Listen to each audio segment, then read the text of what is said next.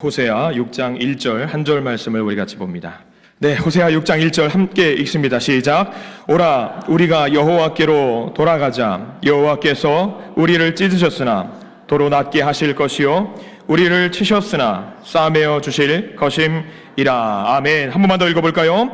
오라, 우리가 여호와께로 돌아가자. 여호와께서 우리를 찢으셨으나 도로 낫게 하실 것이요 우리를 치셨으나 싸매어 주실 것임이라. 아멘. 이 말씀 가운데 하나님의 은혜가 있기를 간절히 기도하고 소망합니다. 우리 옆 사람과 인사를 하기를 소망합니다. 저는 당신이 좋습니다. 한번 인사해 볼까요? 왼쪽 오른쪽 보시면서 저는 당신이 좋습니다. 새해 복 많이 받으십시오. 감사합니다. 귀한 분들 감사드립니다.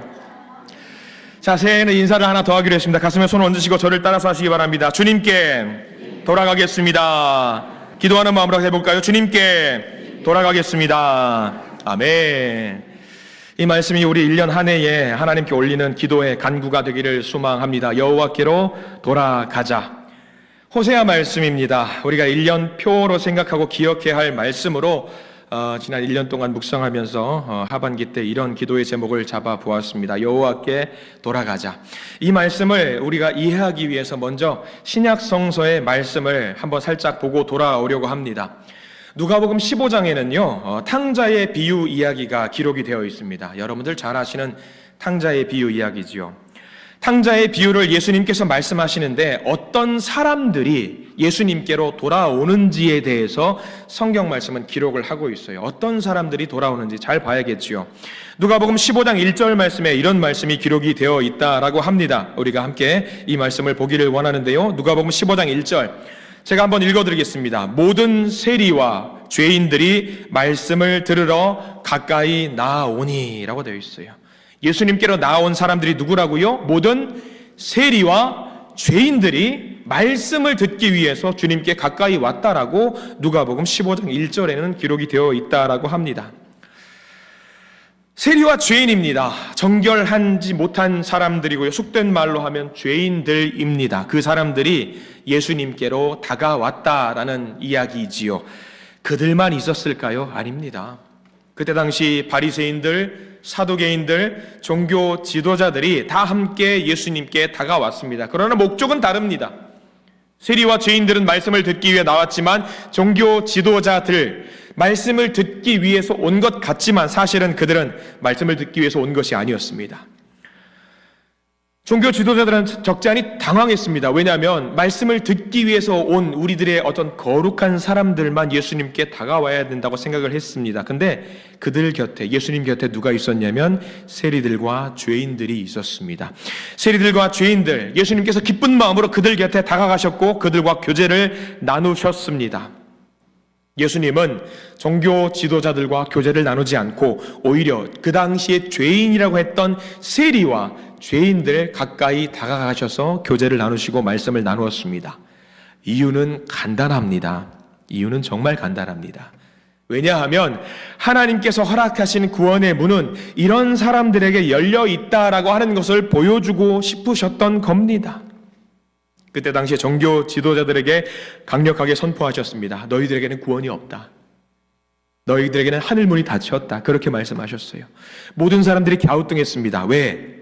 모두가 당연히 저 사람들이라면, 바리새인들이라면, 종교 지도자들이라고 한다면 저들에게는 당연히 구원의 유월세가, 구원의 문이 열려 있어야 하는 거 아닌가, 그렇게 생각했기 때문입니다. 근데 반대로 말씀하십니다.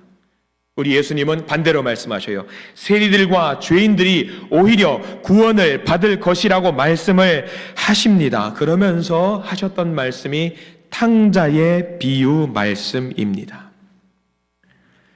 탕자의 비유 이야기를 한번 들려드리려고 합니다. 여러분들이 알고 있는 이야기와 비슷한지 다른지 생각을 해보십시오.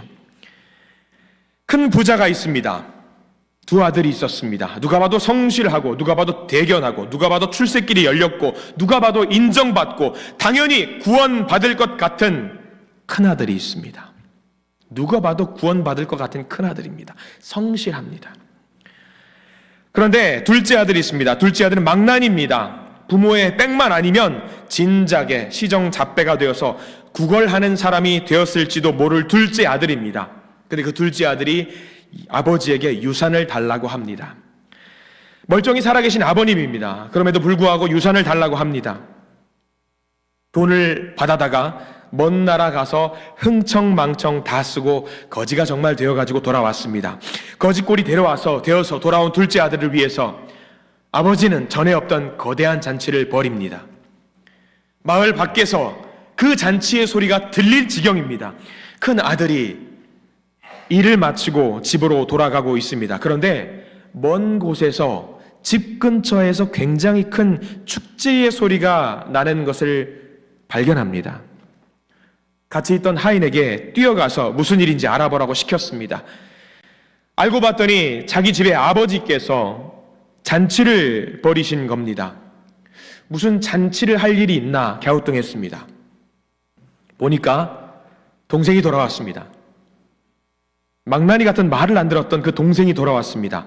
동생이 돌아왔으니까, 잔치를 벌였으니까 둘째 아들이 자기 동생이 금의환향이라도 했기 때문에 잔치를 벌였을 것이라고 큰아들은 생각을 했습니다. 근데 아니랍니다. 하인이 뭐라고 말합니까?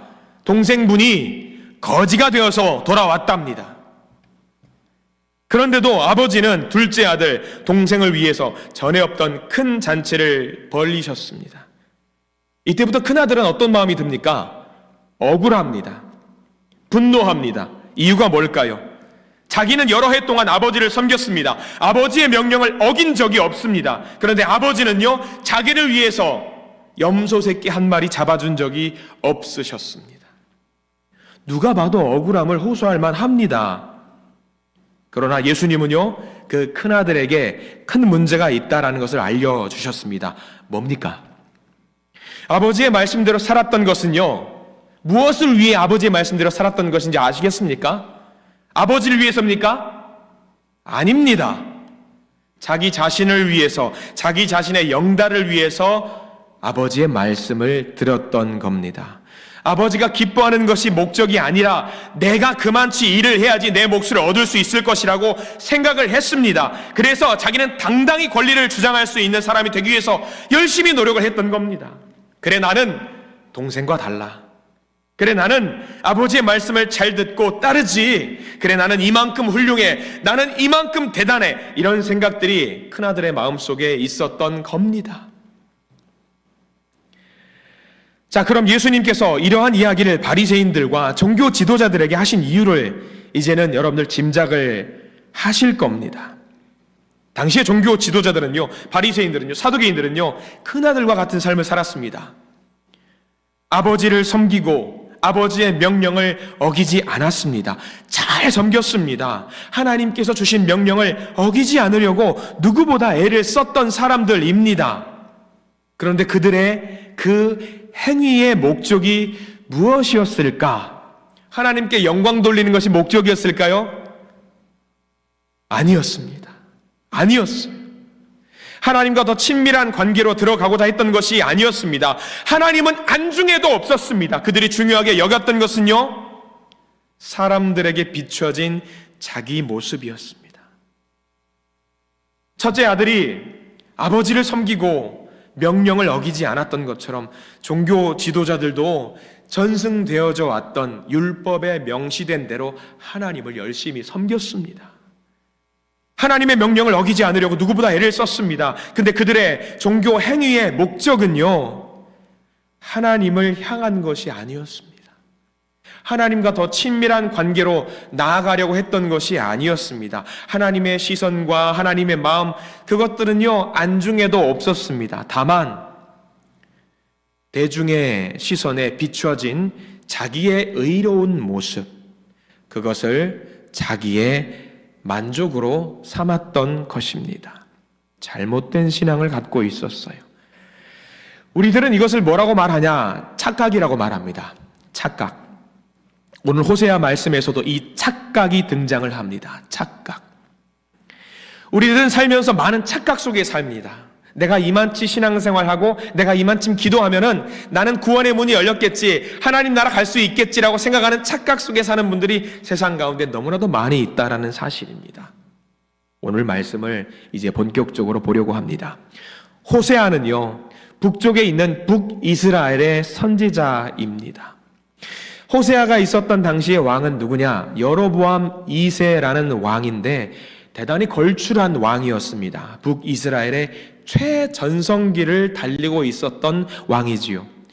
탁월한 정치력과 군사력을 기반으로 많은 전쟁에서 승리를 거뒀고요. 영토도 확장을 했습니다. 강력한 왕권이 있으니까 주변은 오히려 평화롭게 됐습니다. 나라는 계속 부강하게 되었습니다. 막대한 부가 쌓이게 되었습니다. 여기까지는 좋습니다. 평화롭고 부강하게 된 나라 얼마나 좋습니까? 근데 여기서 문제가 발생을 합니다. 우리의 신앙생활도 마찬가지거든요. 잘 보셔요. 힘들고 어려울 때 여러분들 하나님을 잘 찾습니까? 안 찾습니까? 저는 찾습니다라는 말씀이 나오길 기대했습니다. 힘들고 어려울 때 여러분들 하나님을 잘 찾죠? 맞습니다. 잘 찾으실 겁니다. 반대로 잘 나가고 평화로울 때, 여러분들의 가정이 잘 나가고 평화로울 때 하나님을 찾으시지요? 다시 한번 여쭙겠습니다. 이거 티키타카가 잘 돼야 됩니다. 던지면 받으셔야 돼요. 잘 나가고 여러분들의 가정이 잘 나가고 평화로울 때 하나님 찾으시지요? 아유, 감사합니다. 잘 찾으셔야 됩니다. 잘 나갈 때는요, 우리 말고요, 여러분들 우리 말고요, 어떤 사람들은요, 잘 나갈 때는 하나님을 찾지 않는데요. 이게 참 안타까운 일이에요. 이게 호세아가 살던 시대도 마찬가지였어요. 북이스라엘도 부강하고 나라가 평화롭고 잘 되니까요, 사람들이 하나님을 찾아요, 안 찾아요? 안 찾아요. 왜? 하나님 안 찾아도 어떻게 되니까?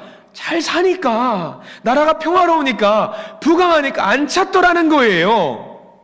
여러분, 그래서 대놓고 북이스라엘 사람들이 하나님을 안 찾겠습니다라고 하는 말씀이 호세아 10장 3절 말씀에 기록이 되어 있어요. 호세아 10장 3절 말씀 같이 한번 읽어볼까요? 시작. 그들이 이제 이르기를 우리가 여호와를 두려워하지 아니하므로 우리에게 왕이 없거니와 왕이 우리를 위하여 무엇을 하리요? 하리로다. 저 말씀 보십시오. 대놓고 이야기를 하는 겁니다. 하나님은 더 이상 우리의 왕이 아닙니다. 하나님 안 계셔도 우리는 잘 살 수 있습니다. 하나님 안 계셔도 우리는 번영합니다. 잘 됩니다. 평화롭습니다. 대놓고 이야기를 하는 거예요. 여러분들, 평화를 주셨으면 하나님을 찬양해야죠. 감사해야죠. 번영을 주셨으면 하나님을 찬양해야죠. 감사해야죠. 그 번영과 평화가 어디로부터 시작이 된 것이라고, 하나님으로부터 시작된 것이라고 고백을 해야 되는 거 아니겠습니까? 그런데 지금 북이스라엘 사람들은 뭐라고 이야기를 하고 있냐면, 내가 만든 거다, 내가 잘나서 그런 거다라고 하나님께 이야기를 하고 있는 겁니다. 착각이지요. 착각입니다. 아니, 근데 이렇다고 해서 그들이 하나님 믿는 것을 완전히 버렸냐? 아닙니다. 이게 더 나빠요. 이게 더 나쁩니다. 여전히 그들 속에는요, 하나님께 예배를 드리고 있는데 무엇이 남아있었냐? 예배에 무엇만 남아있었냐면 예배의 형식만 남아있었다라고 하는 겁니다. 제사의 형식은 남아있어요. 근데 그 예배의 대상이 누구다? 하나님이 아니게 된 거지요. 아까 봤던 탕자의 비유, 신약성서, 구약성서 모두 공통된 하나의 요소가 등장을 합니다. 뭐냐? 내가 예배를 드리고 있다라고 하는 착각입니다. 내가 하나님을 사랑하고 있다라고 하는 착각입니다. 내가 하나님 곁에 있다라는 착각이 많은 성도들에게 있었다라는 거예요. 신약과 구약이에요. 이게 굉장히 무서운 겁니다. 바리새인들도 그렇습니다. 여로보암 2세의 호세아 시대에 살고 있었던 사람도 그렇습니다. 예배를 드리긴 드려요. 찬양을 하기는 합니다. 기도를 하기는 합니다. 근데 그 가운데 뭐가 빠졌냐? 하나님이 빠졌다라고 하는 사실입니다.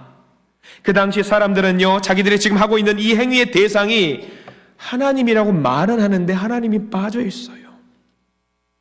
하나님을 믿고 있다라고 하는 착각 속에 살고 있었던 겁니다.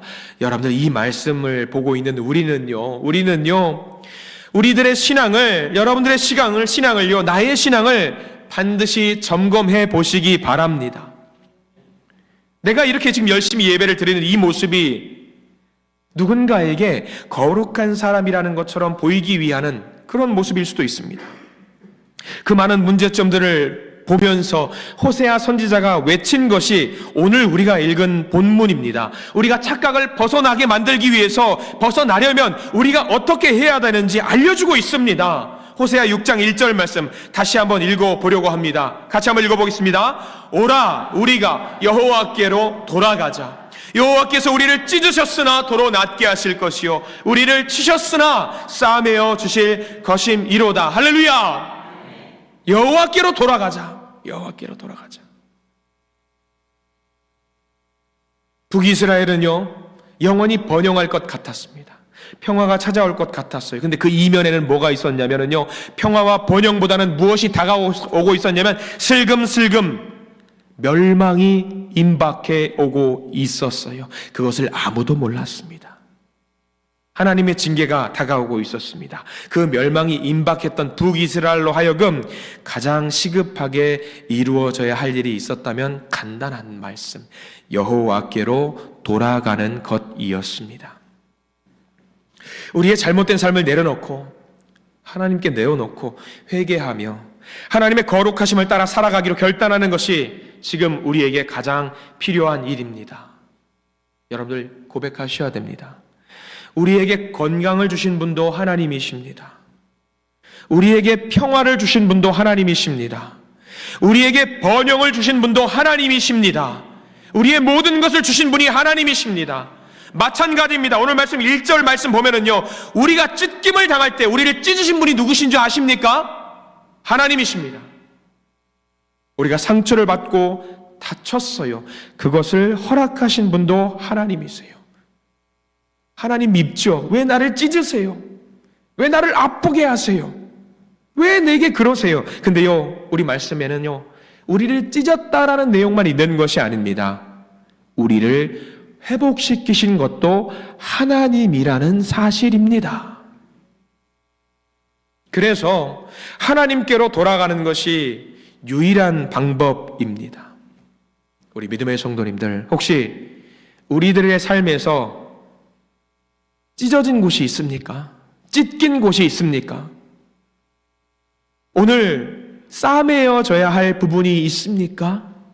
그러면 이 시간 여호와께로 돌아가기로 결단하실 수 있는 믿음의 성도님들 되시길 간절히 축원합니다. 1절에 들어가는 돌아가자라는 말은요 히브리 말로 슈브라는 말을 씁니다. 유명한 말입니다. 뭐냐면 방향을 돌리는 겁니다. 2025년 설교를 통해서 몇 번 말씀드렸습니다. 돌아가자, 방향을 전환하자, 지금 내가 잘못 가고 있다, 잘못하고 있다, 이것을 인정하자, 내 착각을 인정하자, 내가 잘하고 있다는 것을 그 착각을 인정하자, 내가 문제가 있다는 것을 인정하자. 근데요 우리는요 신앙생활 하면서 내가 착각하고 있다는 것을 인정을 못할 때가 너무나도 많이 있습니다. 내가 문제가 있다는 것을 인정 못할 때가 너무나도 많이 있습니다. 내가 잘못하고 있다는 것을 인정을 못합니다. 그래서 누군가 나에게 잘못했다라고 지적을 하면은요 뭐라고 하는지 아세요? 오히려 더 역성을 냅니다. 지금은 안 그렇습니다. 우리 교통사고 나면은 사람들이 뭐 합니까? 문 열고 나오면서 뭐라고 말해요? 내가 가해자인데도 당신하고 소리를 지르는 거 아닙니까? 뒷목 잡으면서. 우리 사람들의 정서더라고요. 나에게 잘못을 지적하면 역성이에요. 그러면은요 여러분들 생각해 보십시오. 믿음의 성도가 지적을 하면 역성을 내시는 분들이 계세요. 반대로 하나님께서 지적을 하시면 여러분들 어떻게 하시겠습니까? 하나님께서 지적하시면 아들아, 딸아, 너 지금 잘못 가고 있어. 아들아, 딸아, 너 지금 거기로 가면 안 돼. 그럼 믿음의 성도님들 중에 그런 분이 계셔요. 무슨 말씀이세요? 저 지금 바로 가고 있습니다. 거기 좀 가만히 계세요. 여러분들 그렇게 하시는 분들이 없을 것 같죠? 우리 교회는 없습니다. 우리 교회는 없습니다. 어딘가 있더라고요. 어딘가 있어요. 여러분 우리 그러면 안 됩니다. 그러면 안 되는 거예요. 이스라엘 백성들이 출애굽할 때는요 여호와 하나님이 큰 힘이 되어 주셨습니다. 그 당시 여호와 하나님을 두고 별명이 하나 있었습니다. 뭐냐면은요 특징이 있어요. 그 당시 신은요 어떤 산이면 산, 강이면 강, 바다면 바다, 그 특정 지역의 신이라는 어떤 별명들이 있었어요. 여호와 하나님은 무슨 신이었을까요? 광야를 지났습니다. 산을 지나고 골짜기를 지났어요. 가는 모든 과정 가운데 하나님이 함께 하셨다고 해서 주변에 있는 많은 주변국들 사람들은 하나님을 두고 산의 신이라고 했답니다. 산의 신. 광야 골짜기를 지나서 이스라엘 도우셨기 때문에 사람들은 산의 신이라고 불렸죠. 근데 이제요, 보세요. 이스라엘 백성들이 광야를 다 지나가가지고 정착을 했는데 어디 정착을 했는지 아세요? 가나안 땅에 정착했습니다. 가나안 땅은요, 평지예요. 그러면 거기 산의 신이 있을 수 있을까요? 없을까요? 없어요. 사람들은 생각했습니다. 산의 신은 이제 불필요하다. 그래서 그들이 채용한 신이 무슨 신인 줄 아시죠? 바알 신입니다. 풍요의 신이에요. 그래서 여호와 하나님을 버리게 된 겁니다. 근데 그게 뭐죠? 착각이죠. 착각. 무슨 착각? 여호와 하나님이 산의 신입니까? 맞아요? 맞습니까? 맞죠? 맞잖아요. 근데 산의 신뿐입니까? 아니에요. 산도 만드셨고 강도 만드셨고 바다도 만드셨고 저와 여러분들을 만드셨고 온 우주 만물을 만드신 하나님이십니다. 산만의 신이 아니라는 거예요. 산의 신이 맞지만 산만의 신은 아니라는 거예요. 근데 착각했어요. 하나님이 풍요를 주실 수 있는 분임에도 불구하고 그들은 풍요를 주실 수 없다라고 생각하면서 바알을 믿고 섬겼던 거예요. 근데 약간의 양심은 있었을까요? 이스라엘 백성들이 아주 버린 것은 아니고 더 나쁜 짓을 했지요.